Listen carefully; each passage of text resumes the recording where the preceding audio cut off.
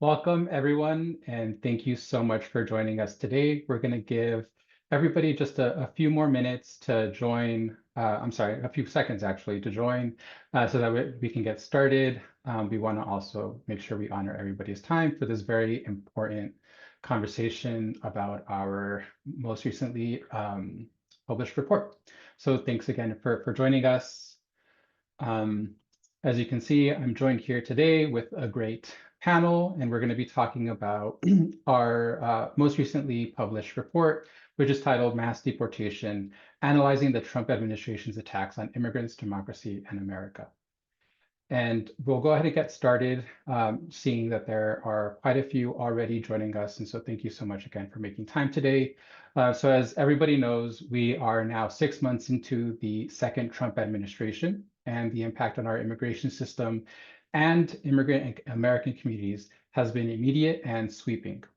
What we're seeing is not just a shift in policy, it's an aggressive use of executive power to reshape our democratic institutions, using immigration policy as a tool of fear, exclusion, and political control. So today, we're going to explore these developments of the past 6 months through our panel discussion of the American Immigration Council's new report. And again, the title of that report is Mass Deportation, Analyzing the Trump Administration's Attacks on Immigrants, Democracy, and America. And so just a little background of the report. Instead of chronicling the events of the past 6 months, the report really aims to identify core themes by discussing who is being allowed into the United States, who is being targeted for deportation, and how the government is treating those immigrants who are already here in our country. And so today we're joined by the report's two lead authors. We have Nayna Gupta, who is Policy Director at the American Immigration Council, and Dara, who's a Senior Fellow here at the Council, who will walk us through these themes identified in the report and some of their thoughts on what they found. And we're also honored to have Kaelyn, one of the individuals profiled in the report, whose partner was accused of being a gang member without evidence and arrested by ICE. We really wanted to invite Kaelyn to show the really human aspect of what's happening under this administration. And so we're going to go ahead and get started with Dara. So Dara, like I mentioned, there are 5 themes that you and Nayna identified in this report. Which stood out to you as the most significant and why? I mean, I think that, and this is something that has, become a little bit more apparent even to people who aren't us and who don't follow this for a living over the 6 months. But the extent to which the Trump administration's immigration policy is the tip of the spear for a broader attack on democracy and on the kind of essence of our government, right? It's not, I think that we talk about this often when it comes to like things that we think of as core parts of the Bill of Rights that are being abridged. We think that people have the right to free speech, but Rumeysa Ozturk was arrested and they attempted to strip her student visa based on her writing an op-ed. We think about people having like the right to peaceful assembly, but they sent the National Guard into Los Angeles when people tried to protest ICE. And that's absolutely true. But there's also the structure of government. The reason that the way that democracy is expressed in the US is people vote for representatives who then take part in this government that has 3 branches, that has a balance between federal and state power. And those structures are essential for making sure that we're balancing the will of the majority and the rights of individuals. And what we've found is that federalism doesn't mean a whole lot when states that try to protect immigrants are getting sued over it, while states that want to be more aggressive in enforcing immigration laws on their own are being enthusiastically partnered with and are being given all kinds of new both legal tools and resources. That the balance of powers at the federal level doesn't mean as much when the federal government can just say, well, actually, thousands of agents who were supposed to be part of the Bureau of Alcohol, Tobacco, and Firearms and doing investigations into like gun trafficking are now supposed to be doing low-level immigration enforcement work. That when a federal judge says, no, you have to give people you have to give people an actual time to challenge their detention under the Alien Enemies Act? And the government turns around and says, well, we're giving them a few hours. Is that enough? That's an assault on the structure of government. That's the way that democracy has always worked in the United States. And it's really it's absolutely fundamental to the way that this administration thinks about immigration, which is that it is such, that immigrants are so the enemy that it's worth kind of riding roughshod over things that have been in place for hundreds of years to do it. The other thing, and we're going to continue to kind of talk about all of these through the conversation, but I want to flag, that this is really a radically different use of America's global leadership and a revision of America's place in the world. We often think about this as a very symbolic, like, oh, we're showing the world that we're no longer a nation of immigrants. And that's absolutely true. But it's also these specific tools that the US is using, giving money to regimes that trample on the human rights of their own people to detain immigrants, trying to pick a fight with the government of South America by actively recruiting white South African farmers while preventing refugees who have been vetted and had tickets in hand to come to the US from being able to arrive. That the government is using immigration and immigrants as kind of as pawns in a way to really aggressively enforce this worldview that rewards cruelty and conflict, and doesn't reward people who are trying to make it better, trying to provide a better life for themselves or for others. Yeah, thanks, Dara, for highlighting those themes. And I just also wanted to remind folks that we do have a Q&A box. So if you have any questions, please make sure to put those in the Q&A box, not in the chat box. But if you're unable to get it to a question to us sooner than later, then we do actually have 15 to 20 minutes at the end for Q&A. So thank you for that. So now I want to turn to Nayna. On top of these themes that you all identified, the report itself centers around three main questions, which I had mentioned before, right there. Who are we allowing into the United States? How are we treating immigrants already here? And who are we trying to force to leave? So why do you think it was important to frame the report in this way? And what did you find in terms of how the Trump administration's policies have shaped our overall approach to immigration? Thanks, Adriel, for these questions, and good afternoon, everybody. Yeah, grateful to have you all on. I think, these three questions: who we're letting in, how we're treating non-citizens here in our country, and who we're pushing to leave and how, they were important to us because this has been an overwhelming 6 months when it comes to the immigration sector. In every sense of it, it has been a flooding of the zone. We have seen seismic shifts in immigration enforcement policy, in interpretations of immigration statutes, invocations of old wartime authorities, new bills rapidly passing through Congress that shift core components of immigration law. And that is overwhelming, even for those of us who, are closely working in this space, let alone for those who are directly impacted in communities across the country. And so these three questions are a way to grasp what we have just seen in 6 months and to really understand how people are being treated, immigrants and the communities around them, whether they're seeking to come here, whether they've been living here for some years, and whether now they face the specter of mass deportation under this administration. And so to answer, the second part of your question, Adriel, about what did we find when we looked at these three questions, it really brings me back to the 5 core themes that we led with and that Dara just touched upon. When we think about who we're letting into the US, this really comes back to shifting America's role in the world. We've given a final blow to the US asylum system. There are no asylum seekers welcomed at ports of entry. We've ended the US refugee admissions program, essentially in its entirety. That means people increasingly are seeing this country as one that is restrictionist, not one that is welcoming or of a place of opportunity. When we talked about and looked at what has happened in terms of how we treat immigrants who are here in our country, it really brought us back to this theme of bending reality to meet propaganda. They are we have seen a stripping, systematic stripping of legal status and legal protections, the end of parole programs like the Cuban, Haiti, Nicaragua, Venezuela program, taking away TPS, including from people who are from countries where it's really impossible to return given conditions there, Haiti, Venezuela. Just yesterday, we learned the Trump administration will no longer be recognizing DACA as a protection from deportation. In other words, this is an administration that has aimed to create a narrative where immigrants are unlawful just by being immigrants. And they've tried to match that propaganda by creating a reality where hundreds of thousands of people who follow the rules, who have protection, who've had access to work authorization, are suddenly adrift and at risk now of deportation. And so that really took us to the final section of the paper, which is, who are we forcing to leave and how are we doing that?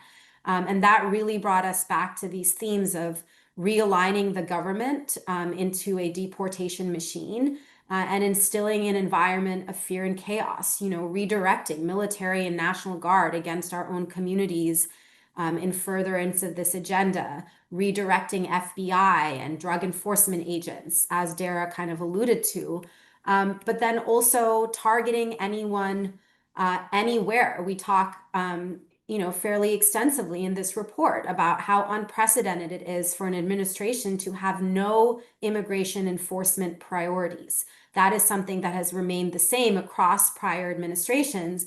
But under this admin, there are no priorities. And so anybody can become a target of immigration enforcement. And that can be anywhere: churches, schools, work sites, traffic stops, people just living and working in their communities. So, in total, when we looked at these three questions, we really came back to these core themes to help frame and understand this like dizzying sort of influx of policy changes to the system.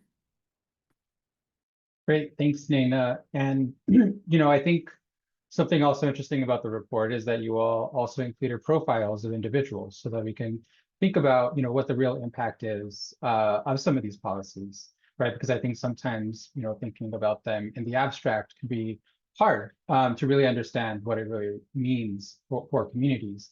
And so one of the the people that were profiled was Ilya, a pro-democracy activist from Russia who, despite winning his asylum case, continues to be jailed in a Louisiana detention center, notorious for horrific conditions, right? And so like you were talking about, there are these attempts by this administration to really append a lot of the norms that we had understood to be part of the immigration system before. And so next, I want to sort of turn it over to Kaelyn, who joins us today to talk about her involvement with the immigration system, which began during these past 6 months of the Trump administration. So turning it over to you, Kaelyn, can you tell us about how you came to interact with the immigration system this year? Yeah, of course. And thank you so much for having me. Thank you guys for all the support. I want to take this opportunity quickly to just thank the American Immigration Council, especially Michelle and Rebecca, who have offered me probably the most emotional support, even if it was just in like kind words in an email and showing me that I wasn't alone during this process, because I think that is something I'd like to convey, maybe not right off the bat, but it is kind of a lonely process. And this makes me feel better to know that people are tuning in, because often, and especially at the start of this, yeah, I had no idea what I was doing. I can look back and be hard on myself and say I should have done this or that. But even when I met Yapa, and we're calling him Yapa to protect his identity legally, who was my partner for the past, year, more than a year now.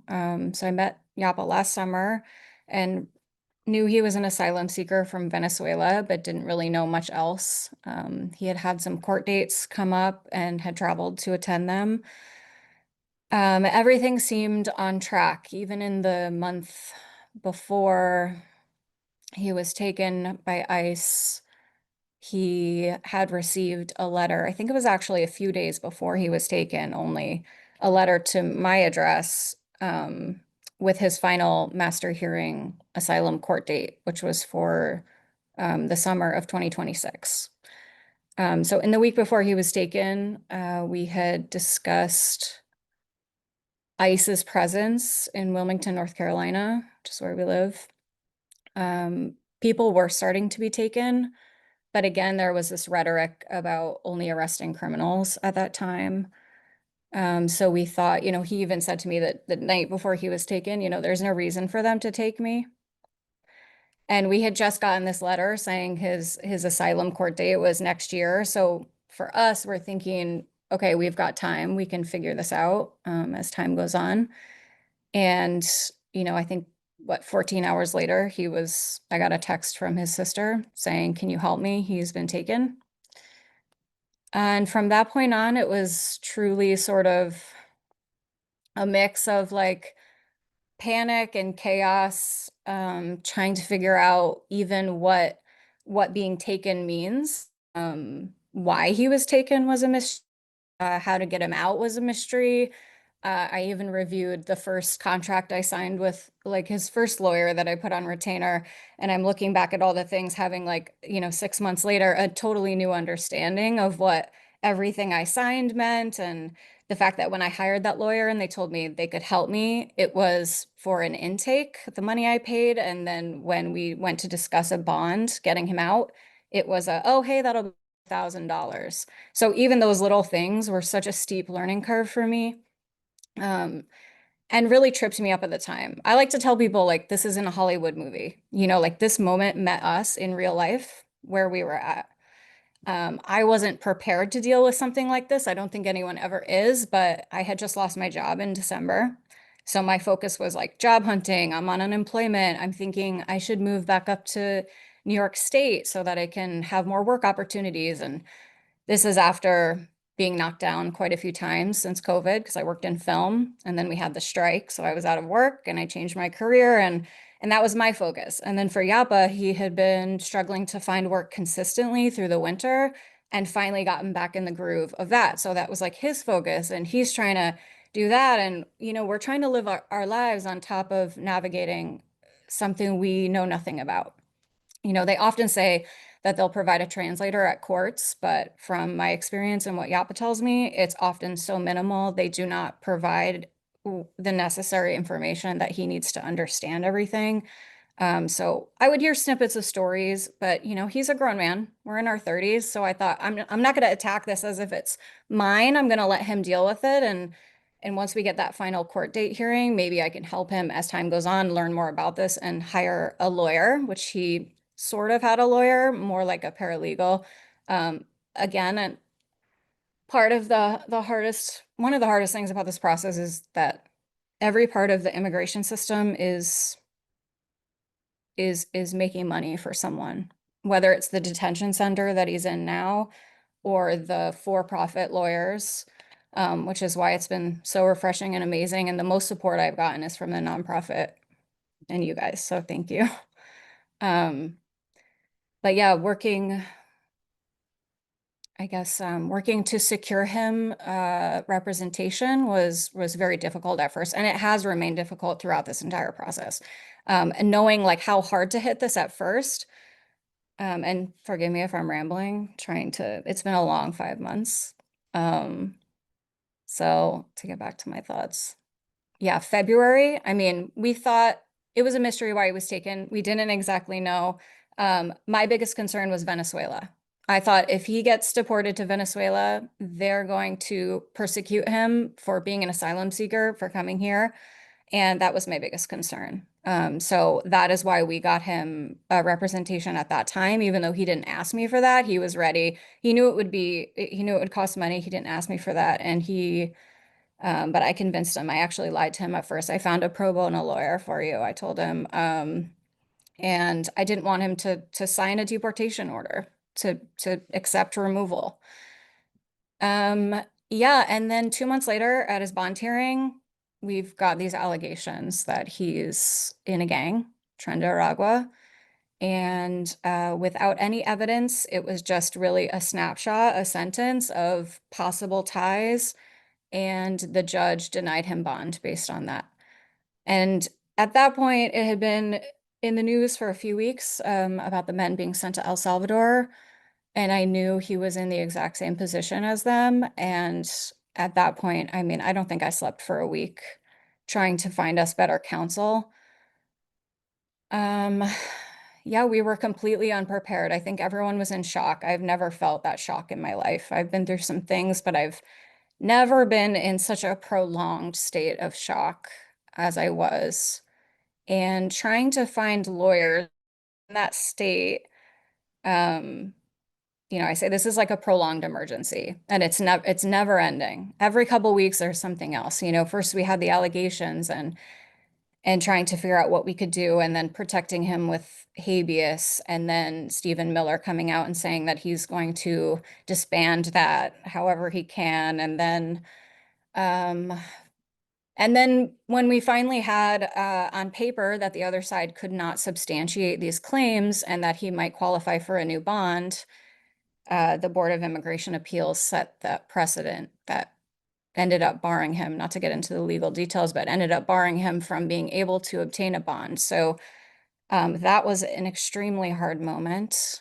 And, at that point, I mean, and for a month, he'd been saying, let me just leave. I'll sign a removal order. And then we're being told that people who signed a removal order in his position ended up in Texas and are still, stuck. And at that point, I started describing it to people like, this is a maze and there's no way out. Like every time we take a corner, they're blocking us. Yeah. Honestly, I think for practitioners, it feels that way too. Because I think that there are a lot of practitioners who are just overwhelmed by all the changes, and also, being in a system that has been created to be tilted against, the folks who are going through it, and then having to be the intermediary between how do we protect the community and their legal rights when the government itself is cutting corners, right? And what you were just saying, Kaelyn, just you had no interaction really with the immigration system, but everything that you just have gone through is everything we feel as well, right? Just how overwhelming everything can be.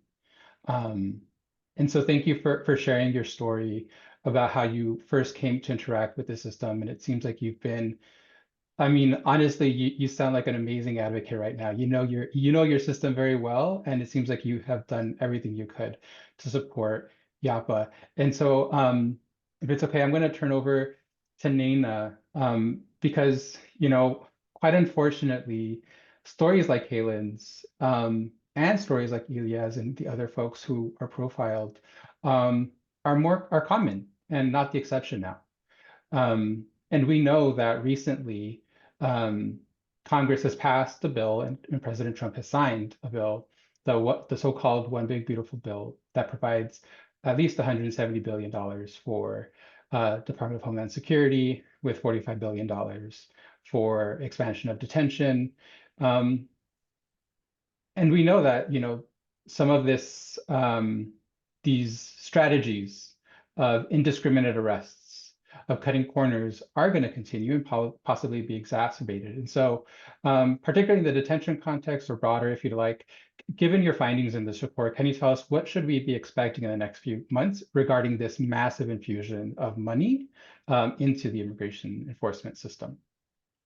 Yeah, thanks, Adriel. And yeah, I just want to echo the gratitude to you, Kaelyn. There are just so many points you hit on about the maze of the system, the challenges finding representation, the confusion about what's going on. And while that's happening, this shifting landscape, all of a sudden there's less ability to get a bond hearing. There's evidence being used that you can't refute. And I think Adriel is exactly right that unfortunately, given the passage of the Big Beautiful Bill Act, as the president calls it, or the reconciliation package out of Congress, we are looking now at an unprecedented amount of funding for immigration enforcement, at numbers that really would make the immigration enforcement agencies comparable to the size of some foreign militaries. And on the front of detention that you're asking about, Adriel, and that Yapa experienced in really painful terms, You know, the amount that Congress has appropriated is $45 billion.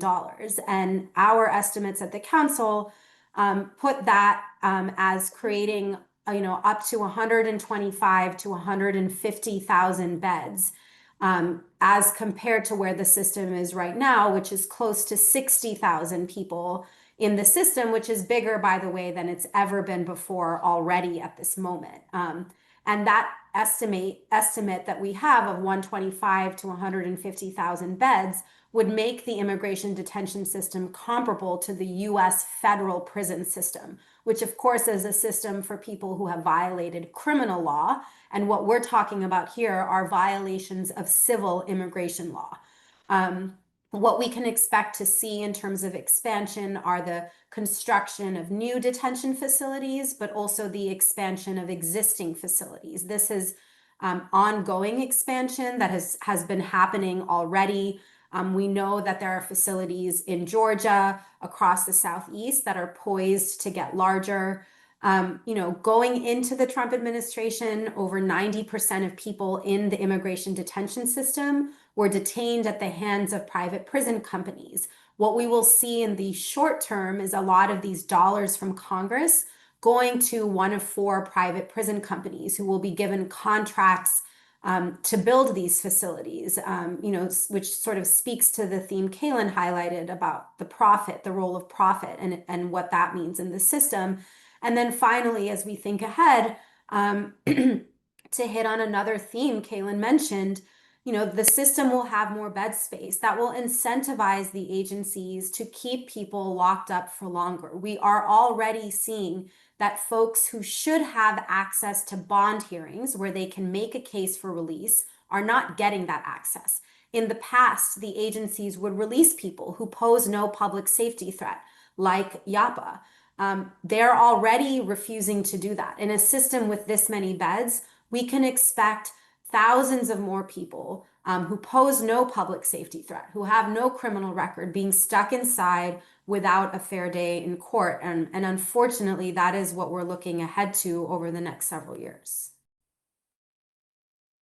Thanks, Nayna. Now, moving back to Dara, you know, I think we've been sort of alluding to this, but there's, you know, one alarming aspect of the last few months has been that the administration has used archaic, unused laws like the Alien Enemies Act to bypass traditional due process constraints that have generally constrained the executive branch, or has exploited gray areas of the law where it's unclear which governmental entity is responsible. Like clear examples are, you know, we refer to Secot, the prison in El Salvador, or even if we think about the Everglades detention camp in Florida, which has been referred to Alligator Alcatraz, which neither the federal government nor state government in Florida have taken full responsibility over. So what did you find in terms of how the Trump administration has tried to use these quote unquote legal gray areas to expand its authority? Thank you. So, you know, as you kind of mentioned, there are a few different tools that they have that they've been using, right? And it's important to acknowledge that the status quo, even before Trump came into office, often gave less protection to immigrants than it would to US citizens, gives less protection in the immigration system than in the criminal legal system. Like, for example, we've been talking about the availability of bond hearings. Even before Trump, bond was something that in immigration context, you know, the tie went to the government, right? You had to prove affirmatively that you weren't a threat and could be released, whereas in the criminal legal system, it's the reverse. It's the burden of proof is on the government. But what the administration has been doing is, one, using these laws like the Alien Enemies Act, like the Alien Registration Act, laws that existed before modern immigration law as we know it, and citing to them and saying, well, because these were written before other laws, the other laws don't apply here, right? And so like pretending that this entire edifice that has been built up over the last several decades of exactly what rights do immigrants have, that never happened just because they've been able to find a law that preceded it. The other thing they've been doing is where the last several decades have established some rights for immigrants or have established a procedure, trying to use the levers that they have in this system where the executive has a lot of discretion to take those opportunities away. Like immigrants, who are currently, who like Yapa, are waiting for their next court date, or showing up to court, are trying to eventually get to a place where they'll be asking an immigration judge to grant them asylum, are instead being arrested and detained and having their court cases dismissed so that the government can try to deport them without a hearing instead. The bond decision that the Board of Immigration Appeals issued, like, that's not something that happens in the normal federal judicial system, because you don't have a body that just says this is the law now at the top, but in the immigration court system you do. So they've been so aggressive in using all of these levers. It comes back to, one of the themes that we've identified of really just using the entire federal government, every tool at their disposal, to weaponize against immigrants. And it's meant that, and this is where the question of how do you seek accountability becomes really important, right? The reason that due process matters so much is both because at a very elementary level, without due process, there's no way of knowing whether the people they're arresting and detaining are US citizens, whether they have legal status, whether they are supposed to have a right to be here. And there's no way of holding the government accountable when it violates the law, when it doesn't do when it doesn't respect human rights. And so their efforts to say that immigrants have no ability to demand accountability from their government means that even when they're going beyond the gray areas and going into black and white areas of the law, that there's no way to call them out and there's no way to stop them. Yeah, thanks for highlighting that, Dara. And I think that kind of leads me to my next question with Nayna. The Trump administration has clearly violated due process by illegally deporting people who should have had protection to stay in the United States. For example, Gilman Abrego Garcia, who we've all seen in the media, who had a withholding of deportation order, which meant that he was not to be returned to El Salvador because an immigration judge found that he could be persecuted. And so, given your report's findings, what do you think are the long-term implications of the Trump administration's actions to erode due process and ignore the rule of law? Yeah, I mean, it's such an important question. And if there's, one glaring headline from these first 6 months, is that we've seen like a very rapid erosion of procedural due process, as Dara has already, discussed, and long-term implications. I mean, look, for so long, we've heard elected officials, politicians say, like, we want people to follow the rules. We want people to comply with the immigration system. If people don't follow the rules, there's going to be punishment for it or a consequence for it. But when you don't follow due process, when you don't offer that, when you erode fairness that's inherent to due process procedures, you decrease the system's legitimacy in the eyes of those you're asking to follow the system, but as we heard from Kaelyn, in the eyes of US citizens who are navigating that system as well. And that decreased legitimacy discourages compliance. Why should I show up to court? Why should I follow this rule? The system is unfair. Whether I do or not doesn't matter. It also undermines law enforcement agencies. We are asking immigration enforcement agents, but also state and local police, to enforce a system that has an erosion of due process, sometimes no due process at all. That makes communities question the sort of validity and value of local law enforcement. And that can break down public safety and public trust in government institutions. It encourages doxing of local police officers. That does not make anybody safer or more secure. Now, what I'll say is, like, this is very dire what we're talking about here, but that doesn't mean it's hopeless. I believe, and I think, we've talked about this at the council, is like, we can still reverse course on this erosion of due process. And for me, the lesson from this is, when we drop the bar, when we lower the bar on due process, we set ourselves up for a moment like this. And the thing to remember is, yes, the Fifth Amendment says that immigrants, everybody, non-citizens, any person has a right to due process. Our immigration laws have codified that. But it is still a bare minimum. This is a system where, long before Trump, people face deportation and detention without the right to an appointed lawyer. They go into immigration court without the right to confront an accusing witness, a Sixth Amendment right that applies to anybody in a criminal proceeding. There are no formal rules of evidence. We heard Kaelyn say, you know, they brought in this accusation of gang allegations and there was nothing to support it. But there was no formal objection that could easily be made in that court. And these were rules that were in the system long before this moment of Trump. And so if there's anything we learn as we look ahead, it's that we need to raise the bar of due process to avoid this sort of context that we're seeing now in the future again. Thanks, Nayna. You know, I think you know, another aspect of this is that, you know, what we're seeing visually too, you know, what we're seeing on our TVs through traditional media, or what we're seeing through viral social media videos.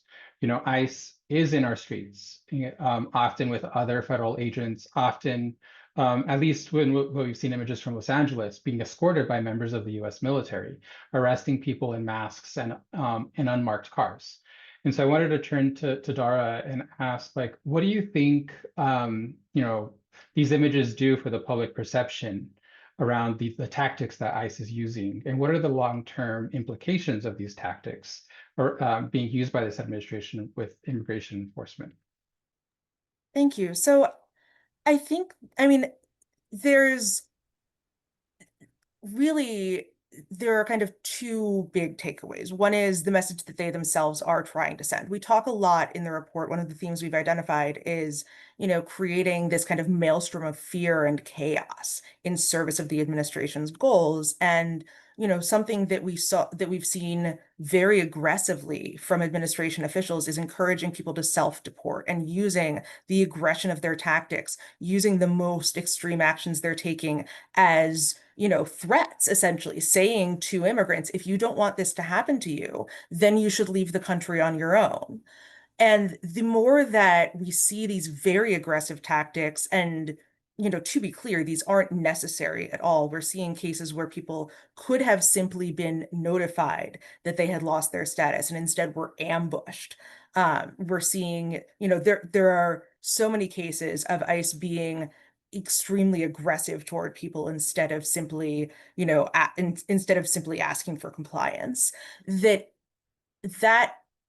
it sends a message, you know, it may not be enough to lead people to self-deport, but it's absolutely enough to stop people from, you know, showing up in public space. There was a story of ICE agents in New York going after essentially a little league practice, asking the kids where they were from and where their parents are from. The coach had to essentially stand up to them and tell them that they were going to have to go through him. But, you know, kids stopped showing up to little league practice after that. There are so many knock-on effects in not just immigrant communities, but anywhere where people are feeling that that their public space is being essentially invaded by aggressive, unaccountable law enforcement.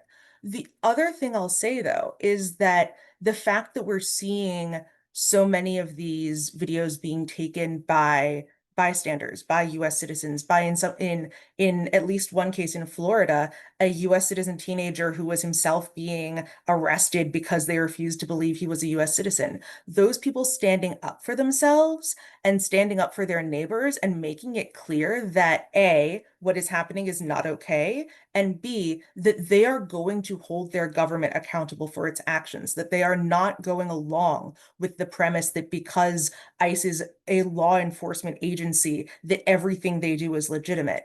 That is, you know, that's promising in that it really reflects the fact that while Americans want action on immigration, nobody believes that the existing system is perfect. Everybody knows that it's broken and needs some pretty fundamental changes, that people don't believe that it's necessary to stomp through American communities and pick everybody up in order to have a system of the law that encourages compliance, as Nayna said. Thanks, Dara. And, you know, just picking up on some of those themes of, like, you know, how folks can act. I want to turn my last question to Kaelyn before we get into some of the really good questions that were shared to us in the Q&A box. So Kaelyn, as I return to you to close out the formal panel discussion. So we've talked a lot about how our institutions and values as a nation are being changed by the Trump administration's aggressive and harmful mass deportation policy.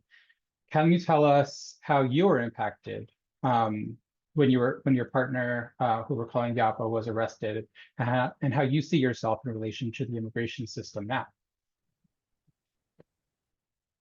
Yeah, it's a really big question. And a lot of these questions that I'm seeing in our chat are bringing up different aspects of this for me. And as Dara was saying, I think one of the things that shocked me the most and that I was part of this learning curve is that, yeah, the burden of proof is it's not like our criminal system, where, you know, you have to be proven guilty. You literally have to defend yourself against anything they're saying. And I'm sure in the past it was difficult too. And then now it just feels like there's, you know, you're up against Goliath. Like sometimes this image pops in my head of like, here's us in our lives, and then this hand just reached down and like plucked him out.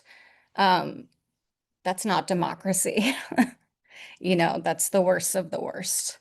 And I think in talking about accountability and talking about our representatives who seem to be sleeping for the first 6 months of this, I have to say that we need to start voicing more about what we want to see in the world, as loud as some of these people are voicing, you know, the violence that they'd like to see perpetrated against people like Yapa. You know, this rep that was saying it's her favorite thing to do now is to pop on YouTube and watch people being taken. I mean,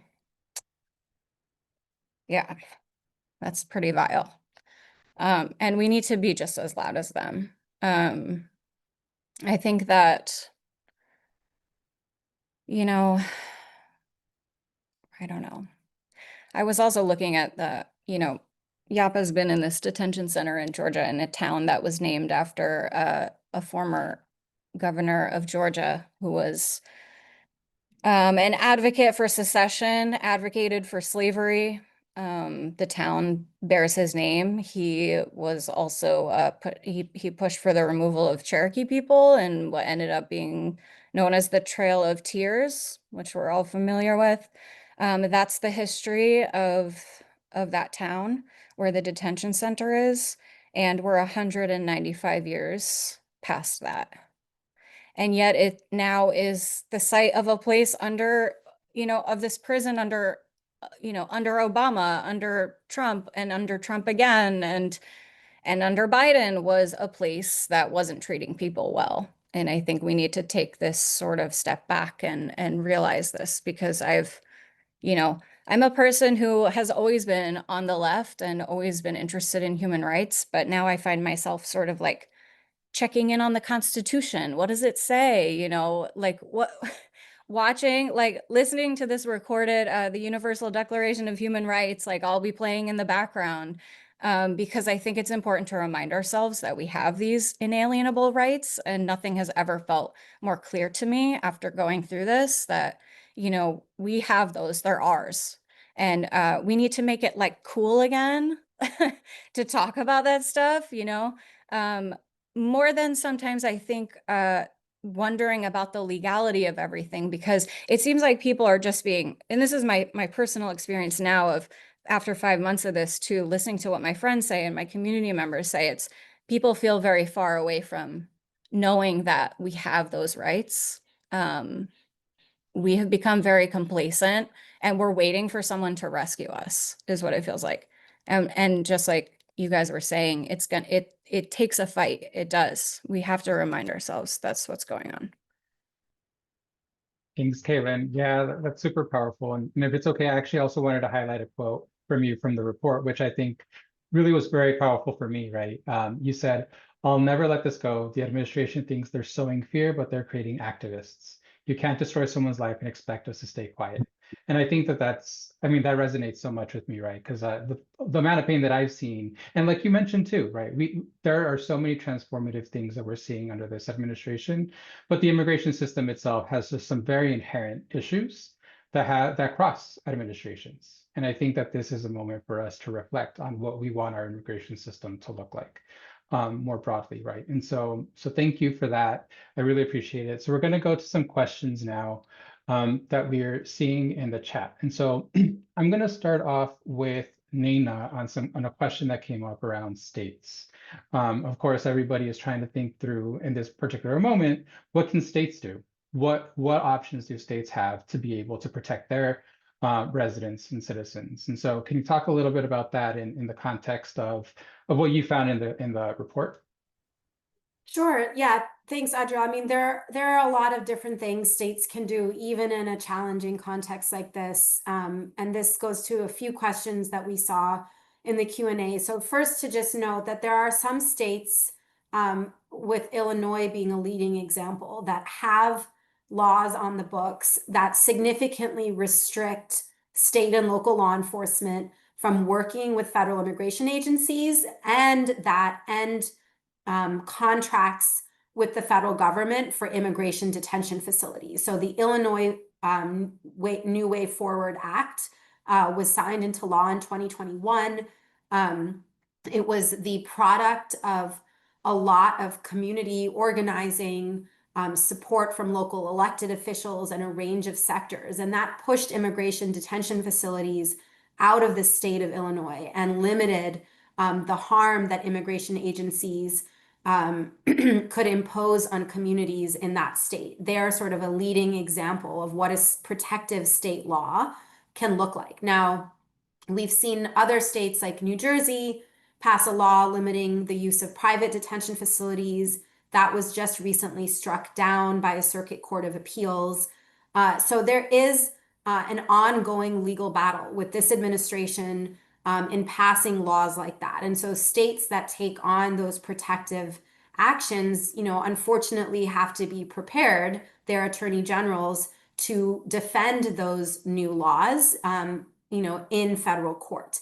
But there are states that have taken these steps. And, there are a range of policies that are often referred to as sanctuary that seek to protect immigrant communities. And I guess I'll just add that some of these policies, although seemingly protective in name, don't necessarily go far enough to limiting the work that state and local authorities do to identify immigrants for federal immigration agencies. And so, it's important, as folks are thinking about what could my state do, what actions could they take at the state legislature, to be critical and looking at states like Illinois, Oregon, the California Trust Act is another example that have actually been protective in practice and not just in name.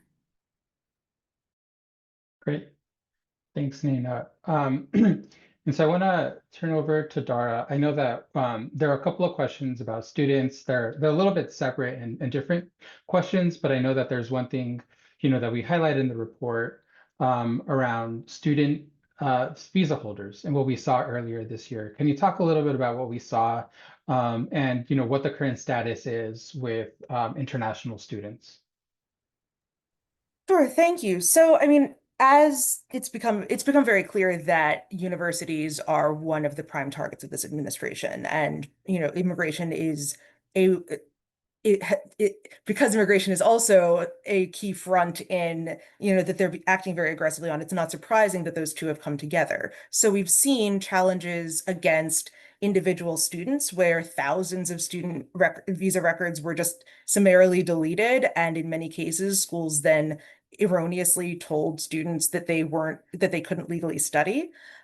We've seen challenges to try to force individual schools to, make concessions to the federal government or lose access to that visa record system, which is to say, lose the ability to enroll international students entirely. And we've seen really aggressive actions against, students who have in particular been active in campus activism around Palestine, with, aggressive arrests and stripping of legal status in those cases. But because it's not a single overarching policy, it's very hard to identify what the risks are facing any particular student.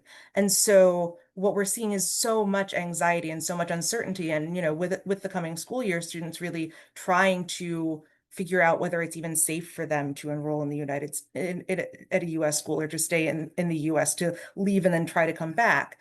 And it's absolutely, that's, again, we were talking about the kind of fear and chaos. That is a goal of the administration. But it's very clear that, especially because so many of these are being used as tactics to try to bend universities to the administration's will on unrelated matters, that students should, as individuals, not necessarily be relying on their institution to proactively communicate whatever is going on, that it's, very important to have good legal representation if you can at all access it, or to be yourself aware of what your status is and how best to stay in compliance with it. Because in a situation where, for example, your school is telling you incorrectly that you can no longer legally be enrolled, and then you don't show up to class, then you are violating the terms of your visa status. And so the nightmare scenario, which really has happened in the past school year, was schools telling students to do things that would then make them vulnerable to ICE. So having individual awareness of what your status is, how you can stay in compliance with it, and having a support network to back you up. I mean, we've seen that with the arrest of Mahmoud Khalil, who had a proper green card, where so much of that community stepped up to ensure that he had legal representation, that there was accountability on his case. That's been very important for making sure the government is held accountable. Thanks, Dara. I wanted to turn back to Nayna to talk about, I think somebody asked a question about, when somebody is given parole, and which practically no one is getting parole these days. But if they're, let out during their immigration proceedings, what's the potential for them to be redetained?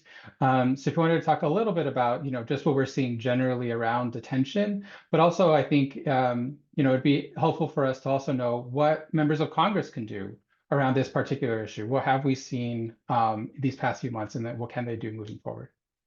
Yeah, so many things to discuss on this front. So first, when we use the term parole, you also heard me use, the word bond, a bond hearing. What we're talking about is release from immigration detention, so that yes, a person can continue living in their community while they go through the course of their immigration proceedings. So in the way that Yapa, as Kaelyn described, had a court date for 2026, he was living his life, spending time with Kaelyn and other loved ones while awaiting his court date, not while sitting in an immigration detention facility. That is what parole or bond gives folks. Now, sometimes this kind of release can come with a set of conditions where people have to wear an ankle monitor, and they're followed and tracked by the immigration enforcement agencies using GPS, or where there are restrictions on how far they can go or where they can work.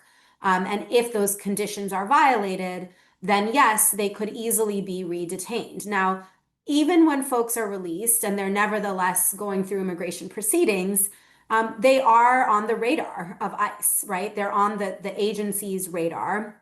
And there is always a risk that the agencies could attempt to detain a person. And what we saw at the beginning of this administration is that, some folks who were in removal proceedings but living in their communities were getting swept in to enforcement actions and finding themselves detained, even though in a bond hearing, they would very easily be able to show that they don't pose any public safety threat and that they're not a flight risk, the two core components that either the agency, DHS, or immigration judges look at when deciding to release someone. Now, in terms of what members of Congress can do, what we've been seeing in terms of what's happening in detention facilities, we've seen dozens of members of Congress, particularly Democratic members of Congress, attempt to visit detention facilities under this administration to better understand what's happening inside, given the stripping of oversight that we've seen in these first 6 months. The administration has ended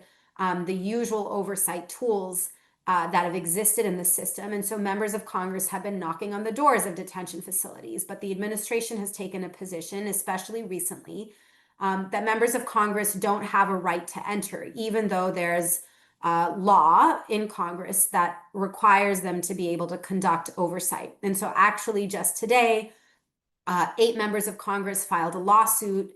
They're represented by Democracy Forward to challenge the administration's position in refusing entry to these facilities. And so this is likely to be another ongoing legal battle that we see in terms of monitoring what's happening in immigration detention. Thanks, Nayna. We did get another question here that talks about, representation. And, what can we do as the council, but as a community to try to get folks in removal proceedings and deportation proceedings, all right, to appointed counsel. And so just quickly, I wanted to just highlight a few things for everybody on the call.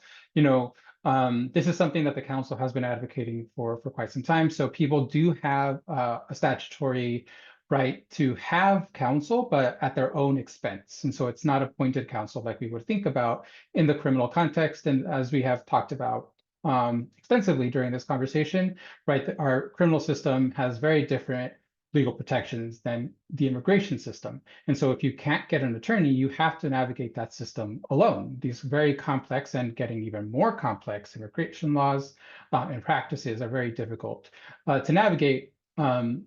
And so, there are some things right now, some bills that are pending with Congress. There's the Fairness to Freedom Act, which would create a statutory right to appointed counsel for people in deportation proceedings.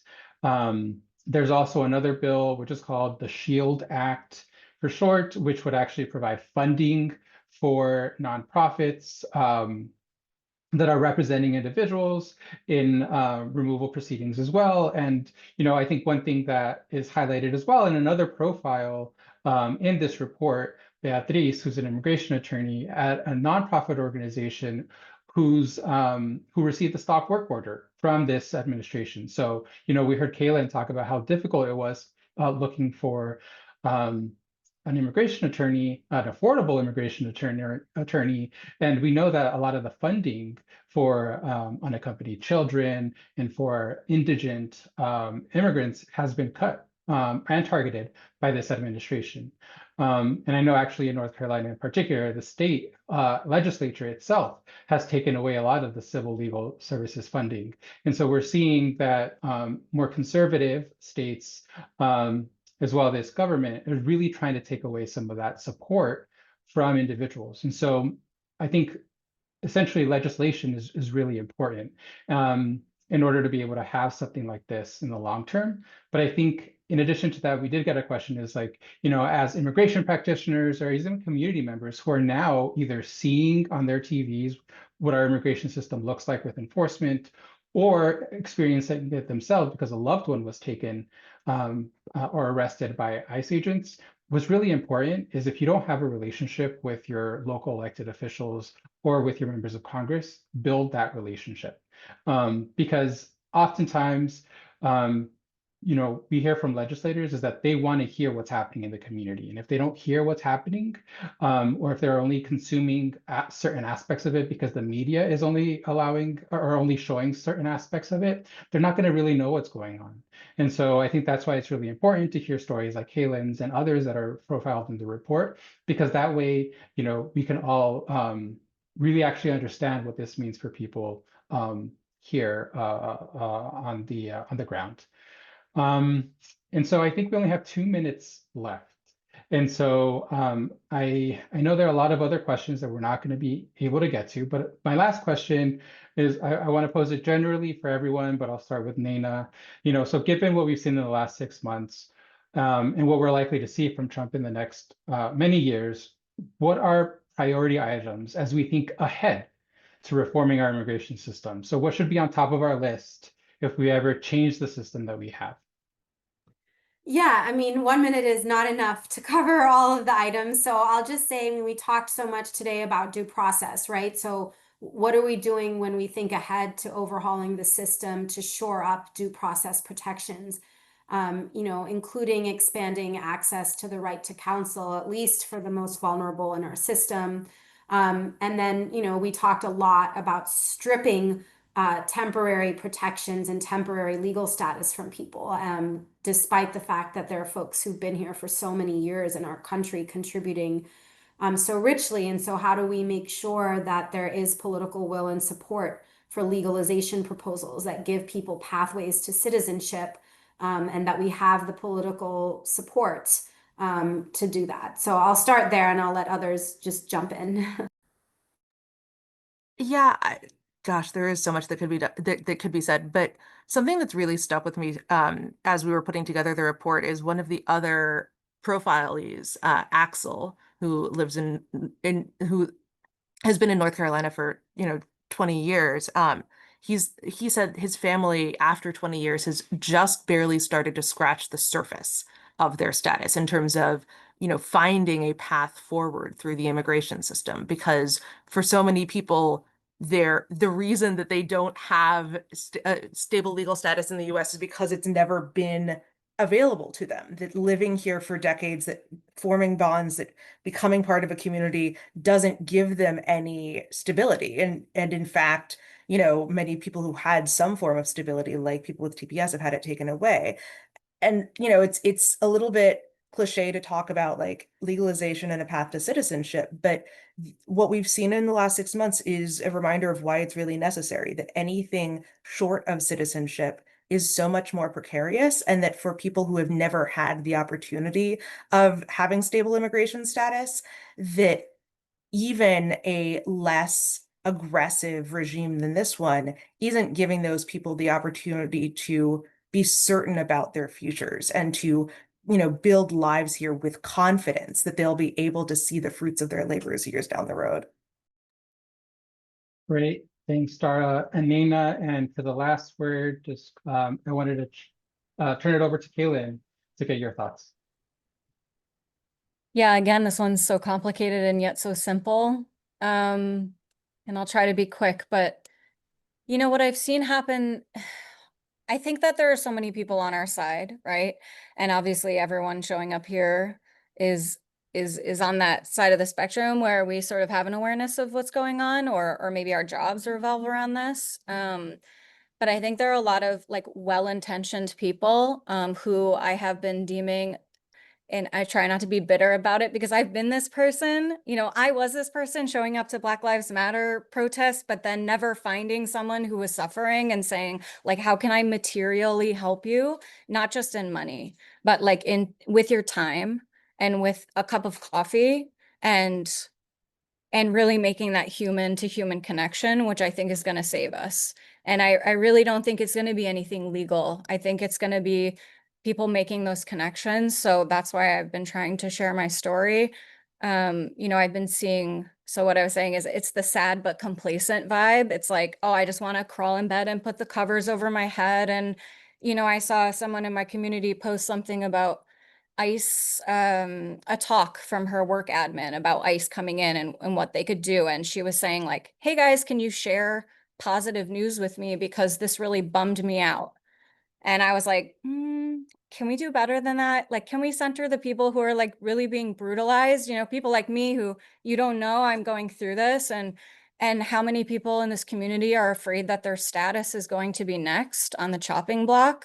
I have a friend who is naturalized who's been holding my hand through this, and thank God for her, because like I said, it's a lonely path.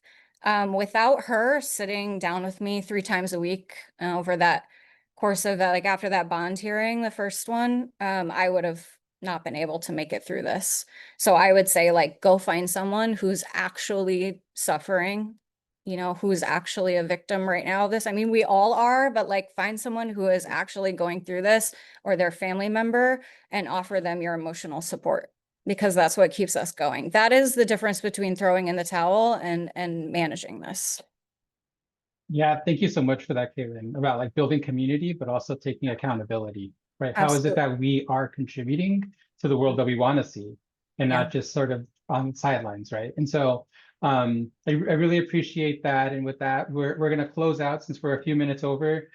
Just so everybody knows, we will be sharing the recording of this presentation to everybody who registered, but we'll also be posting it on our YouTube channel. Thank you so much to Kaelyn, Dara, and Nayna for joining us today. And please check out the report. It has a lot of information and really tries to recount what the last 6 months look like in a way that's distilled so that we can really understand what the real meaning of this is for our democracy and our country moving forward. So again, thank you, everyone. Hope you have a great day.